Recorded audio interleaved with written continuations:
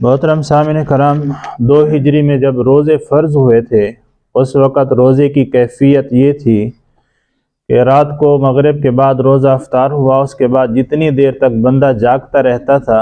اس وقت تک کھانا پینا ہو سکتا تھا، اور مغرب کے بعد جب بندہ سو گیا، نیند آ گئی، تو اس کے بعد اگلے دن کا روزہ شروع ہو جاتا تھا۔ تو ایک صحابی تھے، سرما ان کا نام تھا۔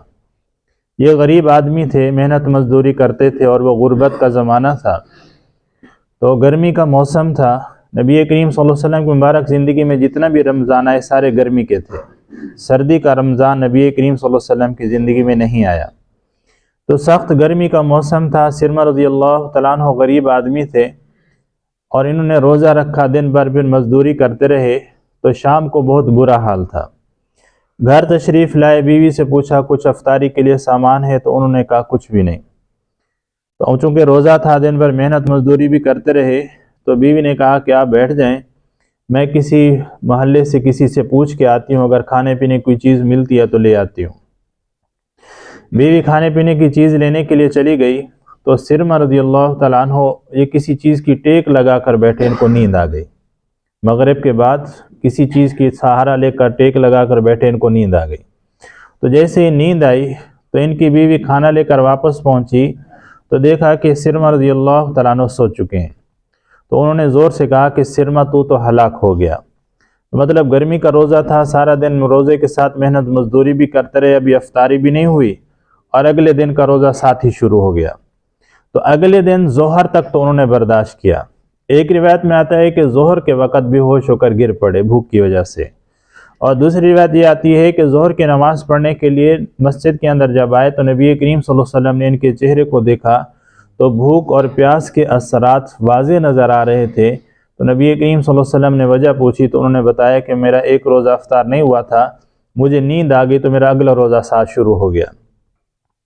ایک یہ واقعہ پیش آیا، اور دوسرا حضرت عمر رضی اللہ تعالیٰ عنہ کی ایک باندی تھی۔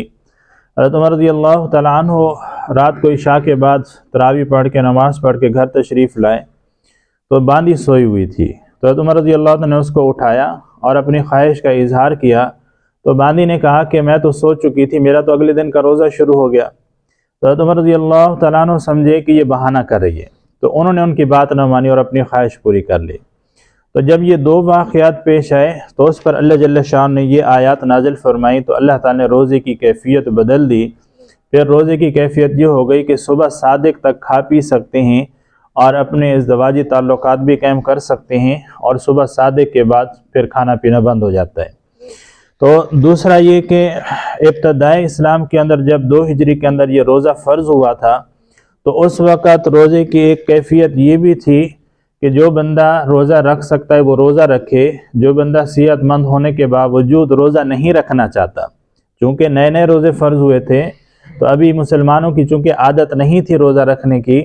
تو ابتدائی اسلام کے اندر روزے کی کیفیت یہ تھی کہ جو بندہ روزہ رکھ سکتا ہے وہ روزہ رکھ لے، جو روزہ نہیں رکھنا چاہتا، صحت مند ہے، تو وہ اپنے روزے کا فدیہ دینا چاہتا ہے تو فدیہ دے دے۔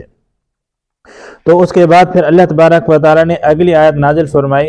جس میں اللہ جل شان نے یہ بات ارشاد فرمائی کہ جو بندہ رمضان کا مہینہ پالے فمن شاہد منکم الشہر فلیصمہ، جو بندہ رمضان کا مہینہ پائے تو اس کے لیے ضروری ہے کہ وہ روزہ ہی رکھے۔ تو ابتدا کے اندر کچھ بندے روزہ رکھ لیتے تھے اور کچھ بندے روزہ نہیں رکھتے تھے، اس کا کفارہ اور فدیہ دے دیتے تھے۔ پھر اللہ تعالیٰ نے اس بات سے منع فرما دیا اور یہ فرما دیا کہ جب رمضان کا مہینہ آئے اب تمہارے اوپر ضروری ہے کہ تم روزہ ہی رکھو۔ اور اگلی بات یہ ارشاد فرمائی کہ یہ تو فرض روزے ہیں رمضان کے، اس کے علاوہ اگر تم نفل روزہ رکھنا چاہتے ہو رمضان کے علاوہ تو یہ بھی بہت اچھا کام ہے، اور ساتھ یہ بھی فرما دیا کہ نفل عبادت جو ہے یہ بندے کے درجات کو بلند کرنے کے لیے ہے،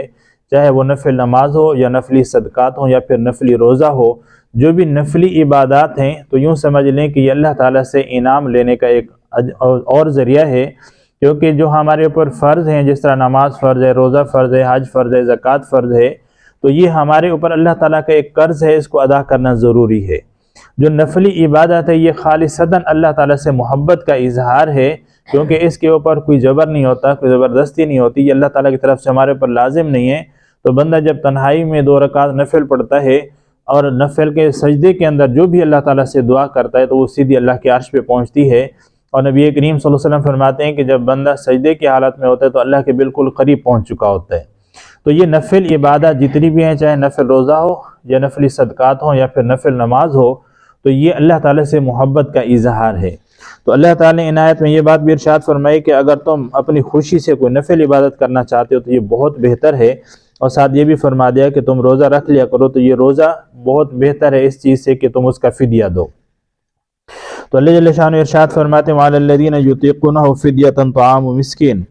اور ان لوگوں پر جو روزہ رکھنے کی طاقت رکھتی ہیں، فدیہ دینا چاہتے ہیں، تو ایک مسکین کو کھانا کھلا دیا کریں۔ تو یہ ابتدائی اسلام کا حکم تھا، اس کے بعد پھر یہ حکم منسوخ ہو گیا، اور ساتھ یہ فرمایا فَمَن تَطَوَّعَ خَيْرًا فَهُوَ خَيْرٌ لَهُ، اور جو بندہ اپنی خوشی سے کوئی نفل کام کرتا ہے تو اس کے لیے بہت بہتر ہے۔